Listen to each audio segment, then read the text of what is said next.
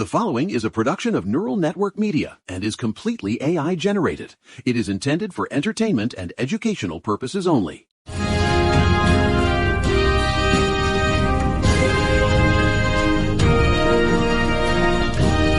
gotta tell you, I am looking at the news today and it's like someone took a pipe wrench to the main water line and then just walked away. It is a busy one, folks. A solid, grinding Tuesday in the collapse of the American experiment. I am Mary Kane, broadcasting from my rent-controlled bunker in Queens, and let me tell you, the radiator in here is currently making a sound like a dying Ford Fiesta, and I am joined by the woman who lives entirely inside her phone, Maya Thorne. Honestly, the radiator is probably just in its industrial techno era, Mary. Leave it alone. Anyway, hi, welcome back. We have a lot of developments to discuss today. Everything from athletes going rogue at the Olympics to the literal doxing of Epstein victims by the DOJ.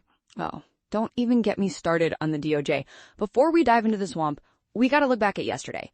We talked about those FAA safety alerts regarding Elon's space junk, which, by the way, Maya's nephew, Vector, is probably trying to buy as NFTs, and the nightmare of the ACA subsidies expiring. We saw 24 million people get a bill they can't pay, right? And honestly, it's like watching a train wreck in slow motion while the conductor asks for a tip. No, literally, it's high-key embarrassing that we're still arguing about whether people should have health care, while federal agents in Portland are out there using chemical munitions on families, which we also covered yesterday. It's giving dystopia, but make it mid.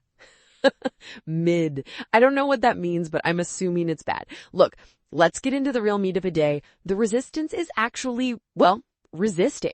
We're seeing a solid grassroots push against ICE overreach, and it's popping off in the weirdest places. Maya, you were tracking the Lake Tahoe situation. Okay, I'll lead this because the vibes in South Lake Tahoe are actually immaculate. We had over 500 people show up there to protest ICE. In Tahoe? In Tahoe. But the big news, the absolute main character energy today is New York. High-key shocking move from Governor Hochul. She's proposing legislation to basically break up with ICE. The bill would ban 278G agreements, those nasty little contracts where local cops pretend to be federal agents, and it would stop counties from renting out jail space to ICE. Uh-huh. According to NYS Focus, the state has been banking millions from this, but Hochul is finally reading the room. It's like she realized the collaboration era is officially over and she's trying to get her ratio back into the green before the primary season starts. Let me tell you, Kathy usually moves with the speed of a snail on a Sunday stroll. Look, I remember what we talked about with the Liam Ramos case. It was heartbreaking. These enforcement searches are just theater, but they ruin real lives. If she's actually cutting the 278G cords, that's like finally fixing the leak in the basement before the whole foundation rots out. Right? And it's not just New York. In Madison, Wisconsin, it was a literal shutdown. Thousands of students and union workers. Love a good Madison protest. They're calling for a statewide general strike on May 1st. And this is the part that is actually frying my brain.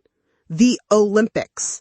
As the Winter Games open in Italy this Friday, Team USA is literally using their press conferences to dunk on the administration. Oh, I saw this. Kelly Panic, star of the Minnesota Frost and Team USA Hockey, just straight up paused a press conference. Right. She called the federal enforcement horrifying.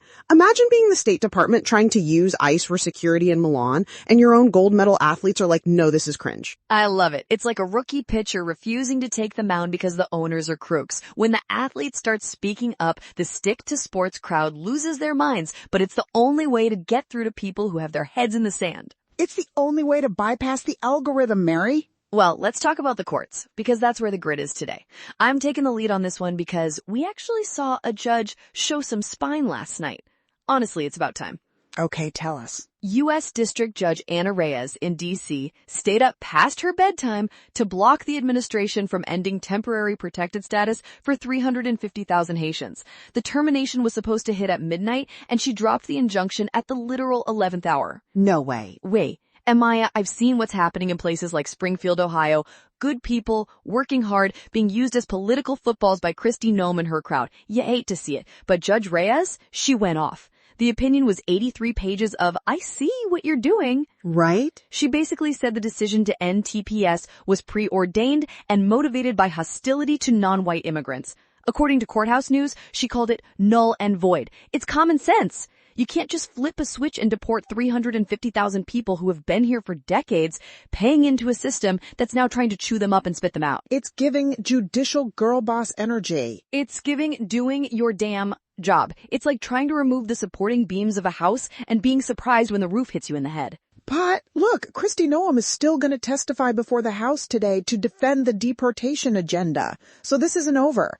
High key. And at the same time, a huge coalition of groups just sued to stop that 75-country visa ban. It's becoming a legal cage match, Maya. It's the legal version of a ratio, and the administration is losing. Exactly. But now look at Maryland. This is where I think we might have a little tiff, Maya. I saw The maps they passed. Oh, the gerrymandering era? Look, I'm a Democrat through and through, but the Maryland House just passed a map to wipe out the state's last Republican seat. Andy Harris, gone. They're trying to turn a 7-1 delegation into an 8-0 clean sweep. See, this is actually mid, Mary. It's high-key embarrassing. Why? They're playing the game. Because it's a flop era for democracy. Governor Wes Moore is calling it defensive, saying that since GOP states like Texas are redrawing their maps, Maryland can't sit on the sidelines. But this is just making the whole system look like a joke. Senate President Bill Ferguson is right. It's a race to the bottom. Look, here's the deal. If the other team is using corked bats, you don't show up with a toothpick and a smile. You play to win.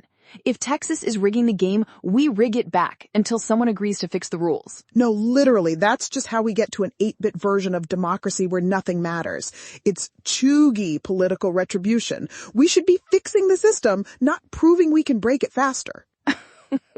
You and your fixing the system. Sometimes you gotta clear the pipes with a little bit of force. Okay, well, while you're busy cheering for the death of the one-party system, we need to talk about what's happening in Georgia. The FBI is kicking in doors in Fulton County to seize 2020 election records. Are you kidding me? Still? On January 28th, agents in tactical vests descended on the Fulton County election hub. They took 700 boxes of records. The county is filing a legal motion today to challenge it. It's a total federal end run. It's a circus. It's all a circus designed to keep us from noticing the actual damage. Speaking of which, we gotta talk about the sponsor for a second. Let's do it. Look, we talk a lot about systems on this show, but we need to talk about labor. Independent media like this doesn't just manifest out of the ether. It takes real human work to build the infrastructure. We are 100% here because of the vision and the grind of Eric Christensen. He's not a media conglomerate. He is a builder who poured his own resources and time into creating this platform so we could have these conversations.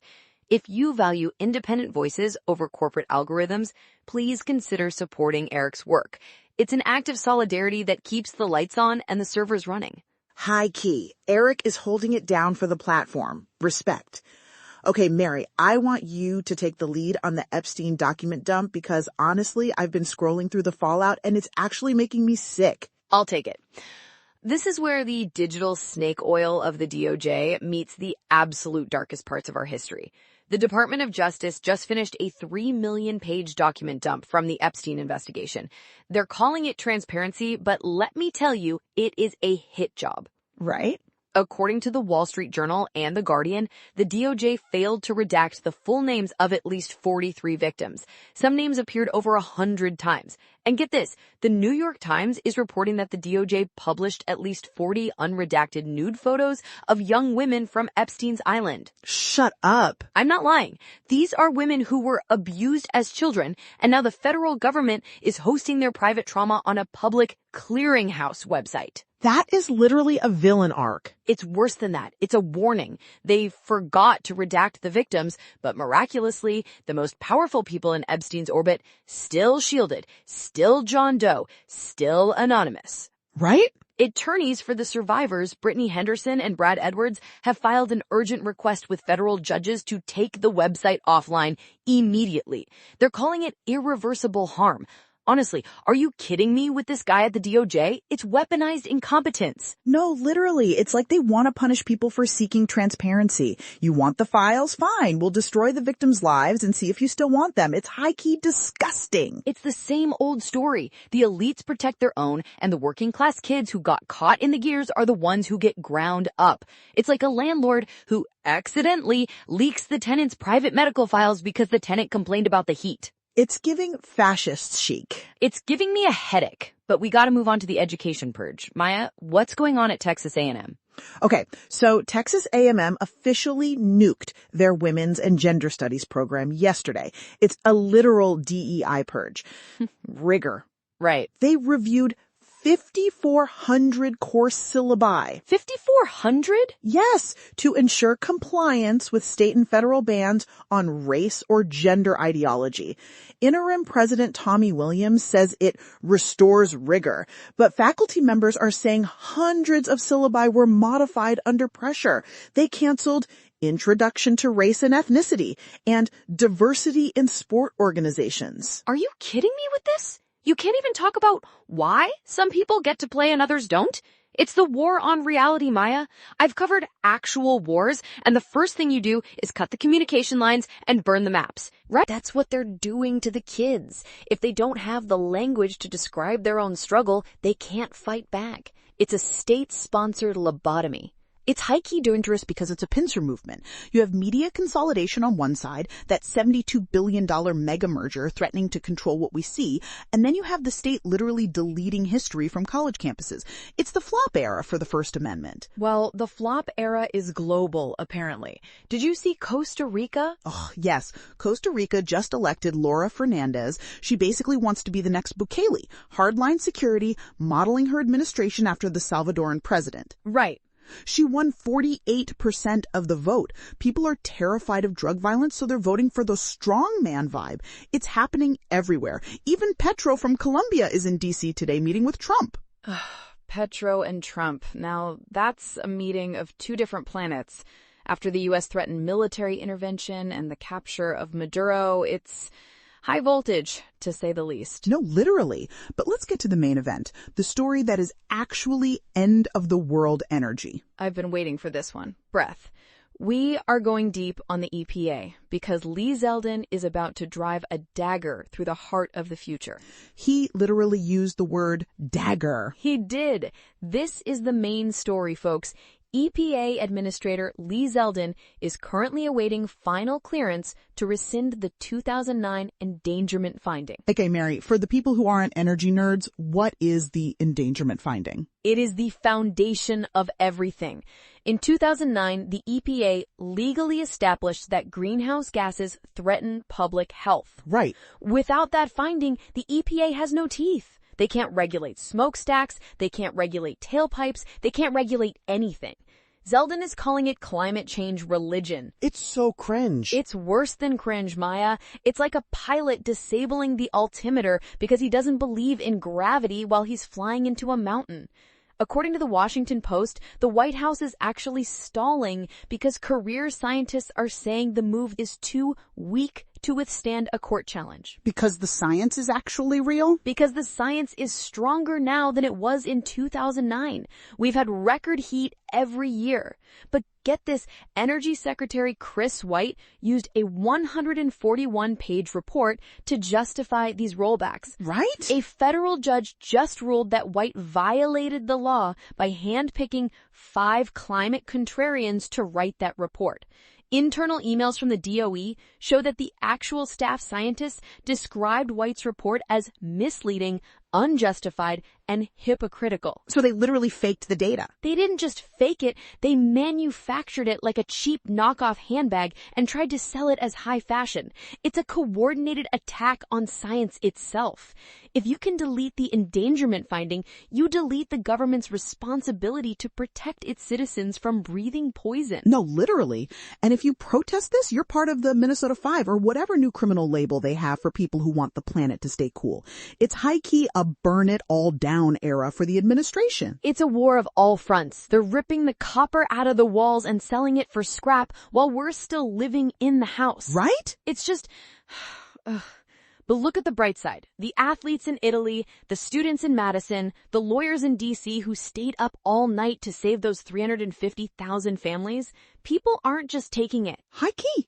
They are seeing the digital snake oil for what it is. My nephew Vector can keep his algorithm worldview and his imaginary crypto money.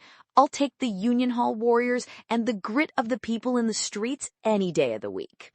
Bet. The ratio on this administration's climate policy is going to be legendary once the courts get a hold of it. We just have to hold the line until then. We hold the line. That's what we do. That's the show for today. We covered the ice resistance, the Haitian TPS victory, which, seriously, thank you, Judge Reyes, the DOJ's Epstein disaster, the Maryland map wars, and the absolute insanity at the EPA.